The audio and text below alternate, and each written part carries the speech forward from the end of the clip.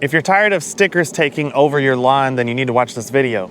Because today we're talking about two different types of stickers that you might find in the lawn and how to get rid of them for good. So first of all, you need to identify what type of stickers you're dealing with because you may actually have different treatment options depending on what they are. Although some of these tips are going to work universally for any type of weed that you've got. So this first one we're talking about is the field sandbur. Some people call these goat heads, but other people call goat head a different one. But anyway, these are a grassy type weed, so they have blades of grass rather than a broadleaf, and these stickers will stick up tall above the plant. The other we're talking about is khaki weed. Khaki weed grows low to the ground, it hugs the ground, and it gets these stickers all along the stems. It has an oval-shaped leaf, so this is considered a broadleaf weed rather than a grass. The first thing you need to know is both of these are annual weeds. That means they complete their entire life cycle inside of one growing season. In other words, in the spring, the seed is going to sprout, the plant will grow during the summer, and then in late summer and fall is when they actually start producing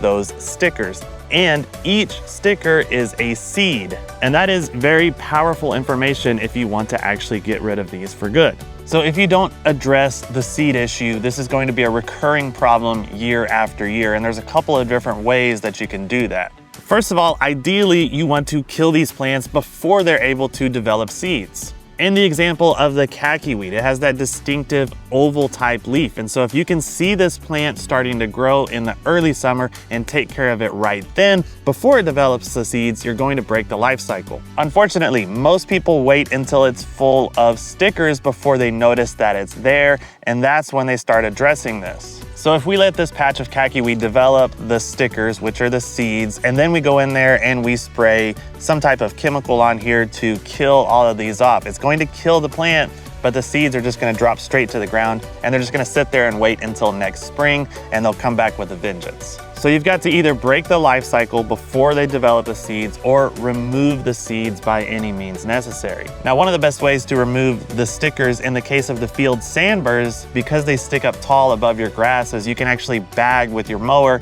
and that's going to keep them from just getting thrown all over the yard and spreading. You could also physically dig up these weeds and get rid of them that way, root and all. Now with khaki weed, unfortunately, you can't bag these because they're so low to the ground, they're just gonna go underneath your mower blades. So you may wanna do something like getting a shovel and picking these up by hand and getting them out of your lawn or your driveway.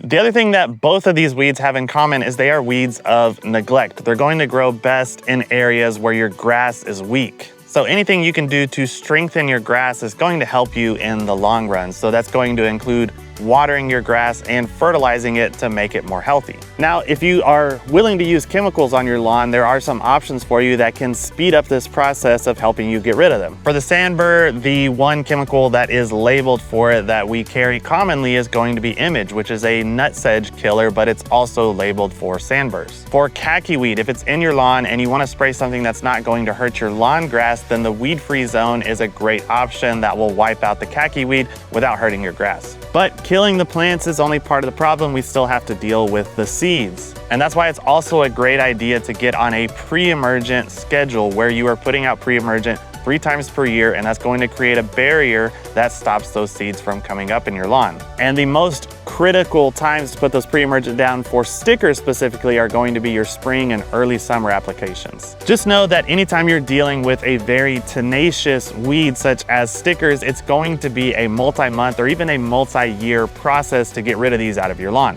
But if you can stay consistent and monitor your lawn and look for these plants before they start producing, then you're going to be able to break that life cycle and advance more quickly against this problem.